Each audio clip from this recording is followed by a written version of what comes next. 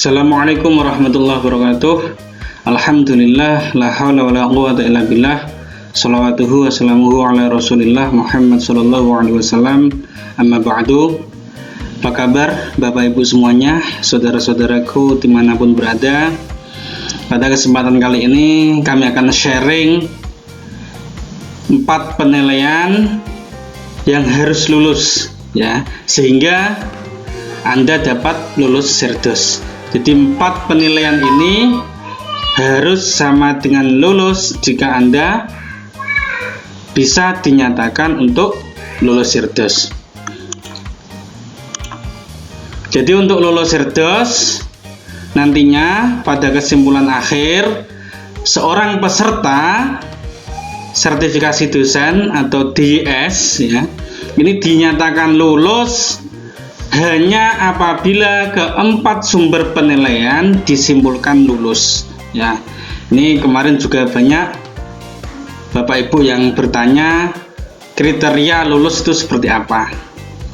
Oke, kita bahas 4 penilaian itu adalah sebagai berikut ya. Jadi 4 penilaian ini harus sama dengan lulus ya.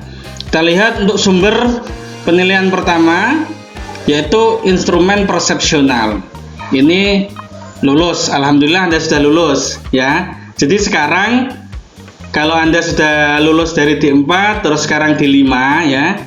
Kemarin di pengumuman di bagian atas itu ada untuk nilai persepsional ya. Itu sudah lulus ya.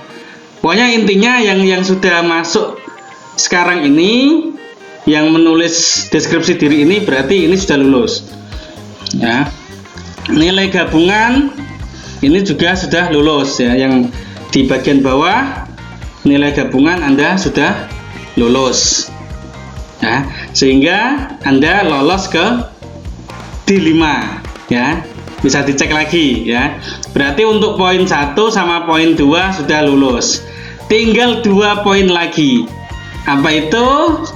Yang ketiga yaitu instrumen deskripsi diri ya, ini nanti harus lulus ya. Kemudian ada nilai konsistensi, ini juga harus lulus, sehingga nanti kesimpulan akhirnya adalah Anda dinyatakan lulus ya.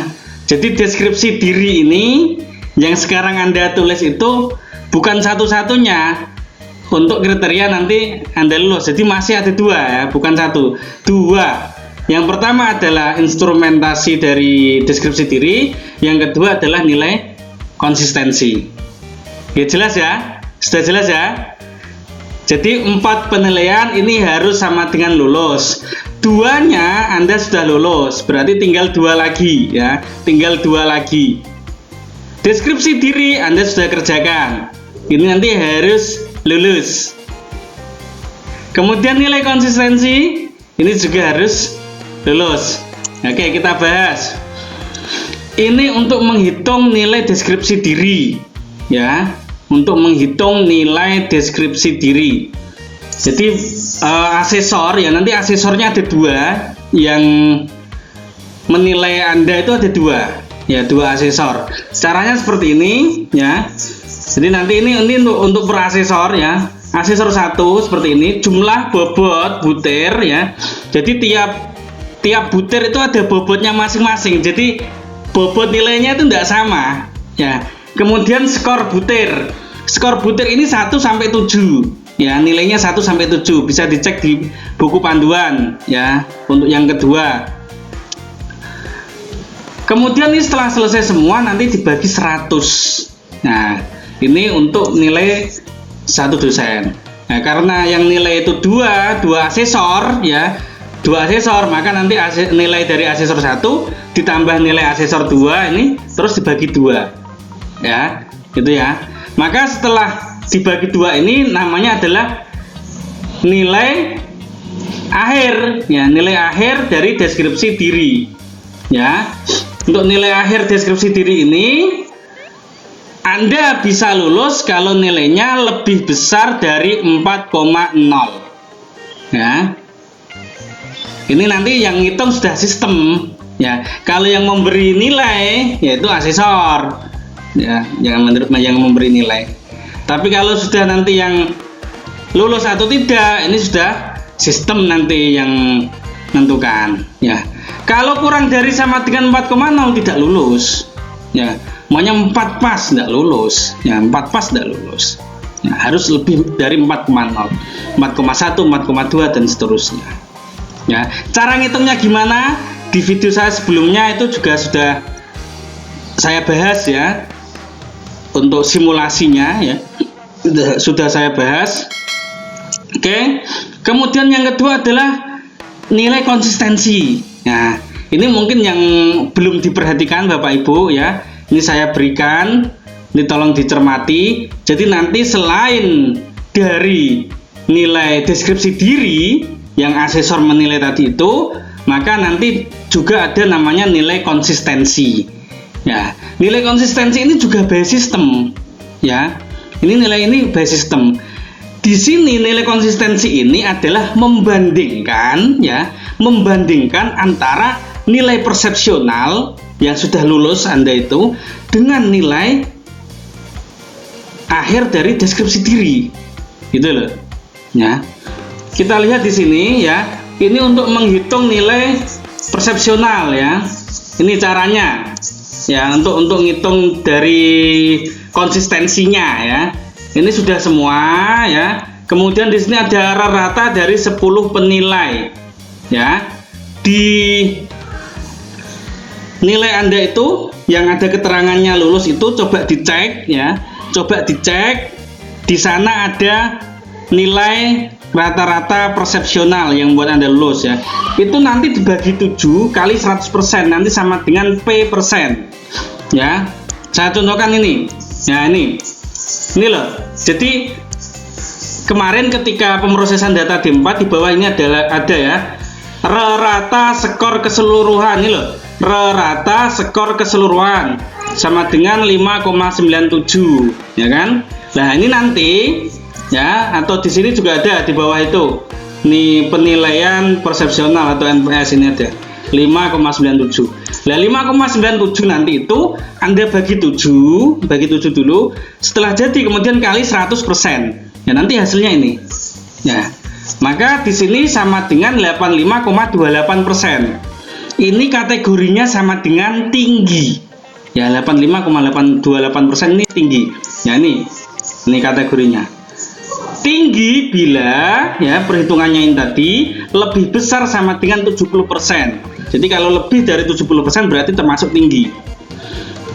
Sedang bila 50% ya, ini tadi ya nilainya 50% sampai 70%. Jadi 50 sampai 70 itu sedang.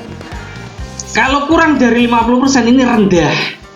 Ya, coba Anda hitung dulu punya Anda itu nilainya tinggi, sedang apa rendah. Cara ngitungnya ini tadi ya, rata-ratanya tadi NPS-nya dibagi 7 kali 100%. Oke ya, sudah dicatat dulu tinggi, sedang atau rendah. Ya, ini cara ngitung nilai konsistensi ini. Catat dulu punya Anda, tinggi, sedang atau rendah. Oke, ini tadi yang saya contohkan tinggi, oke ya, tinggi, tulis tinggi dulu. Kemudian di sini untuk nilai deskripsi diri, ya. Nilai deskripsi diri ini kan yang nilai adalah asesor. Kita hanya mengira-ngira saja, ya. Kita hanya mengira-ngira, atau kita juga bisa kalau mau pakai simulasinya, ya. Simulasinya ini sudah ada ya, yang Excel ya. Ada Excelnya di sini. Kira-kira nanti nilai Anda di usaha kreatif umpamanya apakah 4 ya atau berapa ya. Di sini skornya adalah 1 sampai 7 ya. Umpamanya ini bobotnya 8 seperti itu. Jadi tiap butir ini bobotnya berbeda. Nah, skornya ini 1 sampai 7. Ini Anda bisa coba simulasikan. Caranya gimana? Kita tebak saja ya. Kita tebak ya. Di sini ya, di buku 2 pedoman ini contoh umpamanya usaha kreatif ya, di butir 1.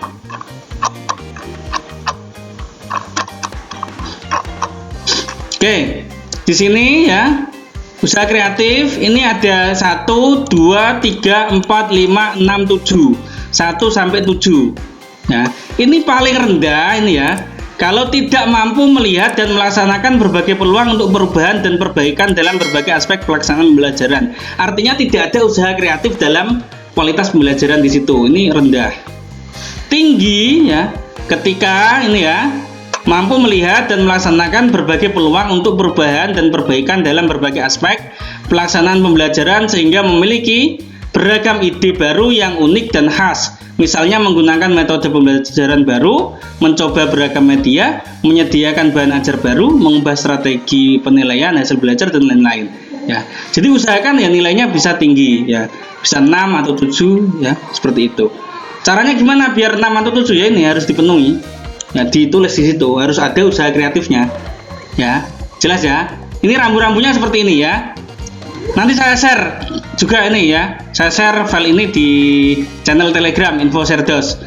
Ya, cari di Telegram Info Serdos. Nah, ini juga namanya dampak perubahan. Ini nilainya 1 kalau buruk ya. Tidak menunjukkan perubahan yang nyata. Jadi ya, makanya jangan nulis deskripsi diri itu jangan negatif. Umpamanya tidak ada perubahan ya, umpamanya Anda menggunakan media pembelajaran tapi tidak ada perubahan ya, nanti nilainya jelek ya.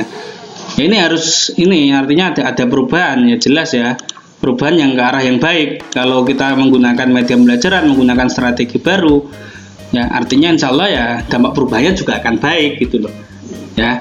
Ini bisa Anda gunakan ya rambu-rambunya untuk menulis deskripsi diri. Ini nanti akan saya bahas sendiri rambu-rambunya ini secara tuntas ya. Sekarang saya fokus untuk pembahasannya pada 4 penilaian ya, 4 penilaian. Jadi ini tadi simulasinya ya. Nanti Anda tulis sendiri. Umpamanya usaha kreatif. Oh, ini saya bagus 5 umpamanya. Ya. Umpamanya ini berapa? Dampak perubahan berapa? Oh, ini 4. Ini kedisiplinan 5. Keteladanan 6 umpamanya. Keterbukaan terhadap kritik 7. Nah, ini umpamanya contohnya seperti ini. Ini yang asesor 1 ya. Nih. Nanti dicek semua. Kemudian yang asesor 2 ya. Ya kita buat sama karena ini kan perspektif kita ya. Oke. Oke, seperti ini kita lihat hasilnya di bawah. Nah, ini ada, ini karena sama ya. 396 ya. Nilai akhirnya 3,96 3,96. Nilai akhir deskripsi diri ini dibagi 2 ya. Ini tambah ini dibagi 2 sama 3,96. Kemudian dari 3,96 ini dibagi 7 kali 100% ya. Bagi 7 kali 100% ini hasilnya 56,57% ya. 56,57% ini berarti dia termasuk sedang. Ya, ini ya. Sedang. Oke, kita lanjutkan di sini. Oke. Ini untuk yang tadi ya, untuk yang deskripsi diri ya, ini. Tinggi ya bila ini lebih besar dari 70% ya. Kemudian sedang bila 50 sampai 70, rendah bila kurang dari 50% ya. Ini tadi, ini untuk yang rata nilai deskripsi diri ya. Tadi yang dari simulasi tadi coba dimasukkan di sini ya. Ini umpamanya nilai asesor pertama ya. Nilai asesor pertama 3,96 ya. Kita tulis di sini 3,96. Asesor 2 3,96 ya. Nilai akhirnya adalah 3,96 tambah 3,96 dibagi 2 sama dengan 3,96 sama. Kemudian untuk melihat kategorinya 3,96 dibagi 7 dikali 100%. Hasilnya ini tadi 56,57%. 56,57%. Ini berarti masuk kategori sedang ya, masuk kategori sedang. Jadi bisa dilihat ini tadi Ini yang nilai persepsionalnya tinggi, kemudian nilai deskripsi dirinya sedang, ya. Maka nanti untuk melihat konsistensinya, ya, ini ya, untuk melihat nilai konsistensi ini adalah kategori instrumen dari persepsional dibandingkan dengan kategori instrumen deskripsi diri, nanti ketemu nilai konsistensinya, ya. Kalau tadi ini persepsionalnya tinggi, DD-nya sedang, berarti kita bisa cek persepsionalnya tinggi. Nah ini ya, nomor 4 ini persepsionalnya tinggi, kemudian kategorinya sedang, berarti ini masuk sedang, nilai konsistensinya sedang, artinya lulus, ya, seperti itu. Jelas ya? Artinya begini, ketika Anda nilai persepsionalnya tinggi, ya ini ya, kalau mau melihat ini, ketika Anda nilai persepsionalnya itu tinggi, jangan sampai nilai DD-nya itu rendah, nanti akhirnya tidak lolos sampai, tidak lulus, ya. Nilainya tinggi, ya, persepsionalnya ini rendah. Ya nilai tinggi antara 5, itu sudah masuk tinggi ya. Di nilai persepsional kemarin dulu ya, di rata-ratanya kalau 5, ya setinggi. Jangan sampai DD-nya rendah. Artinya DD-nya rendah itu penelitiannya mungkin cuma 1, pengabdiannya 1, itu kan nanti akan jadi rendah.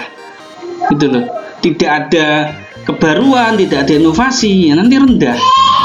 Minimal kalau tinggi ya sedang. Kalau tinggi sedang nanti nilai konsistensinya sedang, nanti Anda lulus. Atau tinggi sama dengan tinggi, ini nanti lulus. Ya. Itu ya, mohon diperhatikan. Atau rendah, umpamanya coba dicek dulu ya. Dicek dulu ya, umpamanya Anda nilai persepsionalnya rendah. Artinya di bawah 50%, mungkin yang 4, ya. Coba dicek ya. Umpamanya rendah nilainya. Kemudian ternyata di instrumennya tinggi, ini juga tidak lulus nanti. Nah, nilai persepsionalnya rendah, ya. Tapi ternyata mungkin penelitiannya buahnya internasional, ya. Terus bagus pembelajarannya, macam-macam dideskripsikan di sana. Nah, ini juga tidak lulus, gitu. Ini harus seimbang, ini ya, antara instrumen persepsional dengan instrumen deskripsi diri, ya, sehingga nanti ini lulus, ya. Oke ya, jelas ya. Kalau masih ada yang belum jelas, bisa komentar di bawah, ya, silahkan tulis komentarnya, insya Allah akan saya balas.